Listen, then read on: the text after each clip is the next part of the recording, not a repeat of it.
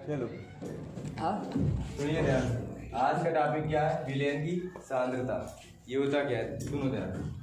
विलयन आपका क्या होता है? सॉल्यूशन, ठीक है। और सांद्रण का मतलब होता है कंसंट्रेशन, ठीक है।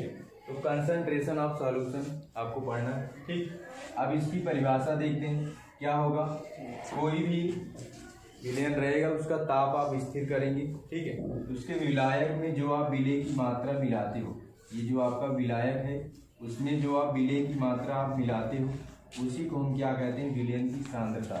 सांद्रता का मतलब आपको बताएं, गाढ़ा से मतलब, तनु का मतलब हल्का हो, ठीक है। तो अगर पूछा जाए विलयन की सांद्रता क्या होती है तो आप कहेंगे क्या? किसी स्थिर ताप पर, सुनिए ध्यान से, किसी स्थिर ताप पर विलायक में उपस्थित विलय की मात्रा को हम क्या कहते हैं? विलयन की सांद्रता, ठीक है। आपने कोई विलायक लिया, उसमें आपने विलय डाला, इसमें विलय की जो मात्रा उपस्थित होगा इसी को हम क्या कहेंगे? विलयन की सांद्रता। इस पर देखो क्वेश्चन भी लगता है, इसलिए इसका फार्मूला भी आपको मिलेगा, ठीक है। तो फार्मूला आप देख लो।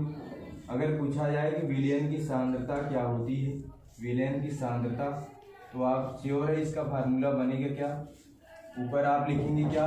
विलय आपने मिलाया विलायक में, तो विलय का द्रव्यमान, ठीक। तो विलय का द्रव्यमान कहो या तो आयतन को कुछ भी कर सकते हो। विलय का द्रव्यमान बटे आपका विलयन का द्रव्यमान, विलयन का द्रव्यमान, ये इसका फार्मूला है। ये देखो आपका इंटर में भी आपको पढ़ना पड़ेगा। कक्षा 9 में आप अच्छे से पढ़ लो, इंटर में आपको लाभ मिलेगा, ठीक है। 11 में है पूरा सिलेबस, ठीक है। तो आपको समझ में आया विलयन की सांद्रता क्या होती है? किसी स्थिर ताप पर विलायक में उपस्थित विलय की मात्रा को क्या कहा जाता है? विलयन की सांद्रता, ठीक है। अब इसका फार्मूला अगर आपसे क्वेश्चन देके पूछा जाए कि आपका कि कोई भी आपका दे दिया विलय विलायक दे दिया और डायरेक्ट पूछा कि भैया आप बताइए क्या विलयन की सांद्रता क्या होगी, तो आप ये फार्मूला यूज करेंगे क्या? विलय का द्रव्यमान बटे विलयन का द्रव्यमान, ठीक है। अगर यही आपसे क्वेश्चन पूछ दिया कि इसका विलयन का प्रतिशत क्या होता है, ठीक है, विलयन के सांद्रता का प्रतिशत क्या होता है, जब प्रतिशत कहीं लगता है तो इसका मतलब 1/100 उसमें गुणा होता था, ठीक है। लेकिन इसमें क्या होगा? 100 से आपका गुणा हो जाएगा अगर प्रतिशत पूछेगा तब, ठीक है। नहीं तो आपका नॉर्मल ऐसे रहेगा।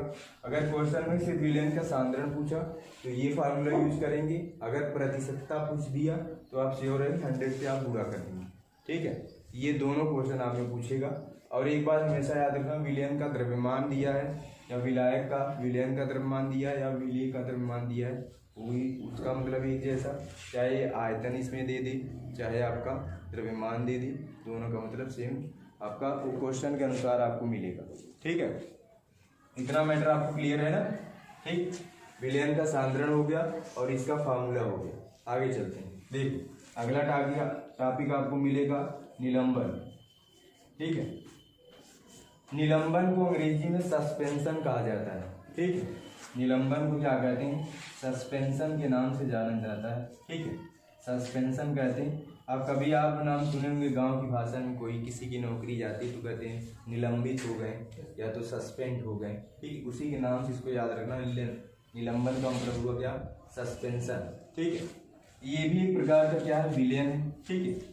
अब इसमें क्वालिटी क्या होगी? यह एक विस्मांगी मिश्रण होता है, ठीक है। यह एक विस्मांगी मिश्रण होता है और यह सबसे महत्वपूर्ण बात है, ये अस्थायी होता है, ठीक है। यह एक विस्मांगी मतलब ये आपस में घुलते नहीं, डाल दोगे तो अलग अलग दिखेंगे, विलय विलायक दोनों अलग ही दिखेगा, ठीक है। जैसे आपने विलायक के रूप में आप पानी ले लो, जल, ठीक है, उसमें आप बालू का रेत डाल दो, ठीक है, या मिट्टी डाल दो, ठीक है, तो वो आपस में एक बार आपको लगेगा घुल गया, लेकिन अब उसको आप अस्थायी रूप से छोड़ देंगे तो धीरे धीरे क्या होता है, नीचे तलहटी बैठ जाता है, ठीक, उसका कण, तो वो समझ लो आप क्या है? निलंबन, ठीक है। अगर इसको आपको लिखना हुआ तो क्या लिखेंगे? निलंबन एक विस्मांगी मिश्रण होता है। इनके परिक्षेपित कणों का आकार 10⁻³ से 10⁻⁴ तक होता है। इसको याद रखना, ये आपका पूछा जाता है, ठीक है। इसके कणों का आकार 10⁻³ से 10⁻⁴ तक होता है या इससे अधिक भी होता है, ठीक है। अब 10⁻³ का मतलब आप समझ लो बहुत ही ज़्यादा छोटा है, ठीक है। आपको, लेकिन कितना भी छोटा है लेकिन हम उसको नॉर्मल आंखों से देख सकते हैं, ठीक है, उसको आराम से हम नॉर्मल आंखों से देख सकते हैं।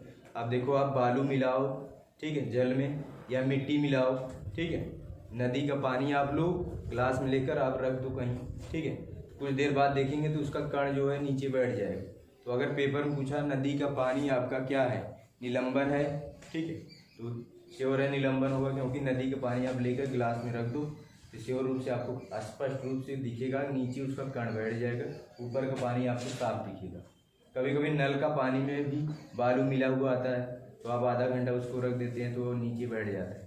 वैसे तो नॉर्मली पानी पीना ही चाहिए कुछ टाइम स्थिर करके, ठीक है। आगे इसमें पढ़ना भी है पानी का शुद्धिकरण होता कैसे, ठीक है, वो भी आपको पढ़ाएंगे। आया बात समझ में कि नहीं इतना, ठीक है। निलंबन समझ में आया। निलंबन अगर लिखना हुआ तो निलंबन का लिखेंगे, यह एक विषमांगी मिश्रण है, ठीक, यह एक विषमांगी मिश्रण है, ये अस्थायी होता है। क्या होता है? अस्थायी। और इसके बाद अगर इसके परिक्षेपित कणों का आकार पूछा जाए तो 10⁻³ से 10⁻⁴, और इससे अधिक भी हो सकता है, लेकिन नॉर्मली इतना ही होता है। और इसके हम कणों को स्पष्ट रूप से देख सकते हैं, ठीक है। अब नदी का पानी आपको उदाहरण हमने बताया, नदी का पानी आप लो, ठीक है, स्पष्ट रूप से उनके कणों को आप देख सकते हो, ठीक है। या तो आप जल में आप बालू मिला दो, ठीक है, वो भी आप स्पष्ट रूप से देख सकते हो, ठीक है। इतना मैटर सा आ रहा है समझ में ना, ठीक है। ये सब देखो, अगर आगे आपका अगर देखो पेपरों में आपको मतलब आप समझ लिए, ठीक है। गुणधर्म भी पूछा जाता है, कहेगा भाई निलंबन का गुणधर्म आप बताइए। अगर गुणधर्म की बात करें, प्रॉपर्टी क्या होती है निलंबन का, तो ये जो आपको अभी सब बताया उसको एक तरफ से पॉइंट वाइज कर दो, वही क्या हो जाएगा गुणधर्म, ठीक है। क्या पहला हो जाएगा गुणधर्म में, यह एक विषमांगी मिश्रण है। दूसरा यह अस्थायी होता है, इसके कणों का आकार 10⁻³ से -4 होता है, ठीक है, 3 हुआ। इसके बाद इसको हम नग्न आंखों से स्पष्ट रूप से देख सकते हैं, ठीक, इसको नग्न आंखों से स्पष्ट रूप से देख सकते हैं। क्लियर बात हुई, ठीक। और इसको अगर अस्थायी छोड़ दिया जाए, ठीक है, जैसे इसको हिलाए डुलाए ना, कोई जल में इसका पानी ले लो निलंबन का, कहीं पर रख दो, आप देखेंगे स्पष्ट रूप से वो स्थिर होगा तो उसका कण नीचे बैठ जाएगा। यही 4 प्रॉपर्टी याद रखिए, चारों समझ में आया ना। अब यह, ठीक है, पहला ये विषमांगी मिश्रण है, दूसरा इसके कणों का आकार 10⁻³ से 10⁻4 होता है, ठीक, और दूसरी प्रॉपर्टी हुआ। तीसरा क्या हुआ, तीसरा क्या हुआ, देखिए ये अस्थायी, पहला आपका विषमांगी हुआ, दूसरा इसके कणों का आकार 10⁻³ से 10⁻4 होता है, तीसरा आपका क्या हो जाएगा, आपका इसको आप नग्न आंखों से स्पष्ट रूप से देख सकते हैं इनके कणों को, ठीक है। अगर इनको अस्थायी रूप से आप रख दो, हिलाओ डुलाओ नहीं, इनका कण धीरे धीरे तलहटी बैठ जाता है। ये इसकी प्रॉपर्टी हो किसका, निलंबन का गुणधर्म, ठीक है। देखो पढ़ाई आप स्पष्ट रूप से करो, ठीक है, सुनने का प्रयास ज़्यादा किया करो, क्योंकि जो आप सुनते हैं वही दिमाग एब्जॉर्ब करता है, ठीक है। तो आप जितना बढ़िया सुनोगे उतना बढ़िया दिमाग एब्जॉर्ब करेगा, और एक बार दिमाग में जो चीज़ें जाती हैं वो सिर्फ बोलती हैं, डिलीट नहीं होता, आपको कई बार बताएं, ठीक है। इसलिए आप स्पष्ट रूप से सुना करो। इसके बाद आप सुनोगे, वो ज्ञानेंद्रियां उसको ग्रहण करके जब दिमाग को देगी, और 2-4 बार वही बार आप उसको सुनते रहोगे या देखते रहोगे तो वो दिमाग पर बैठ जाता है, ठीक है। इसलिए ध्यान दिया करो पहले स्पष्ट रूप से।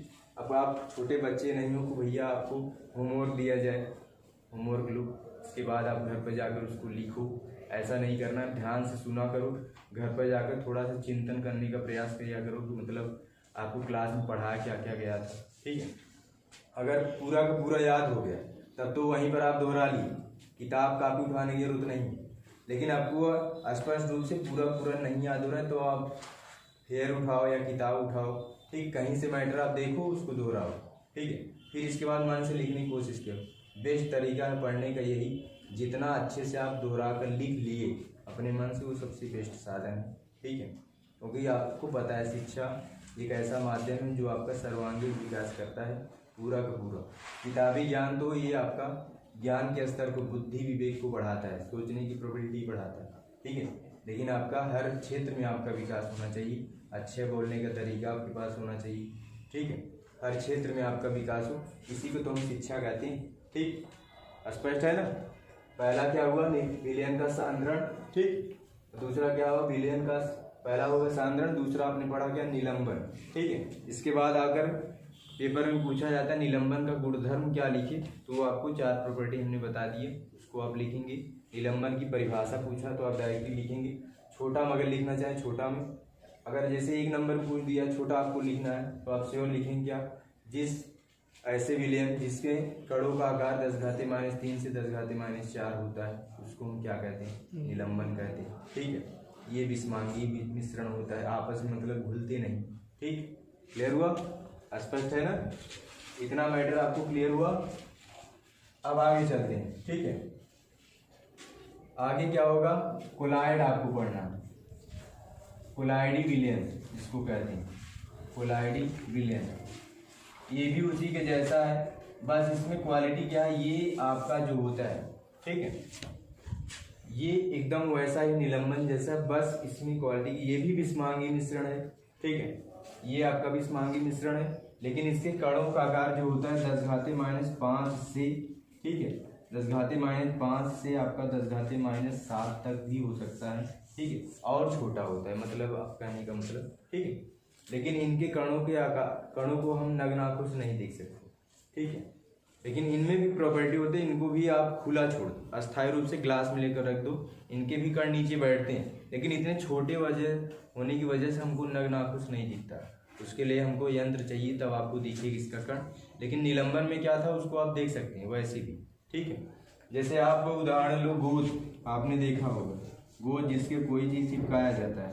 ठीक है, क्लियर है, ये गोद के जो कण होते हैं ये कोलाइडी विलयन के अंतर्गत आते हैं। ठीक है, इसके कणों को आप देख नहीं सकते। ठीक, लेकिन ये भी विषमांगी मिश्रण होते हैं। हमारा जो रक्त हो गया, ठीक, रक्त भी क्या होता है, कोलाइडी विलयन के अंतर्गत आता है। इसमें मिले तो बहुत कुछ होते हैं, रुधिर के बारे में आप थोड़ा बहुत जानते हैं। ठीक है, रुधिर आपका जो होता है उसमें बहुत चीज़ें मिली होती हैं। ठीक है, अगर रुधिर शब्द किया गया तो उसमें आपका RBC, WBC, प्लेटलेट्स, ठीक है, ये सब प्लाज्मा सब मिले होते हैं। ठीक है, तो ये आपका पॉइंट क्या होगा, अगर देखो इसका उदाहरण, सबसे इम्पोर्टेंट चीज़ है उदाहरण याद करना। ठीक है, और आप लिखित पेपर अगर देते हैं तो उसमें आपका श्योर है कि लिखने को आएगा। ठीक, अगर आप कोई कंपटीशन की तैयारी करने वाले हैं तो आपका बेस मजबूत होना चाहिए। ठीक है, आपका 9-10 एकदम क्लियर रखो। ठीक है, और एक पढ़ाई एक दिन से नहीं होता, आपको समय देना पड़ेगा। ठीक, लंबा समय देना पड़ेगा। ठीक, लेकिन आप 100%, अगर आप 1 ही घंटा पढ़ो लेकिन 100% अपना दो, 2 घंटा पढ़ो, 2 घंटा 100% दो, तो वहाँ पर जाकर बैठ कर आपको इधर उधर नहीं करना, फेयर नहीं पूरा करना है। ठीक है, आपको 100% जितना पढ़ाया जाता है तो एक बार उसको दोहराओ, अपने मन से लिखने का प्रयास करो, सबसे बढ़िया तरीका है पढ़ने का, इसके अलावा नहीं। ठीक है, अब इतना मजबूत बनो कि आपको कोई हिला न सके, ये क्वालिटी आप में होनी चाहिए, तो धीरे धीरे आएगा। ठीक है, अभी आप कोई घर बनवाओ तो धीरे धीरे पकने में समय लगता है। ठीक है, बातें सुनो, सीमेंट बालू को पानी दिया जाता है, अगर वही सीमेंट बालू का घर बनवाओ आप पानी न दो, ठीक है, वो धीरे धीरे कमज़ोर हो जाएगा, उसको कोई भी उसको तोड़ सकता है। लेकिन आज जब पानी उसको देकर आप मजबूत करते हैं तो प्रबल हो जाता है। ठीक है, लिखवाएं कि रहने दें।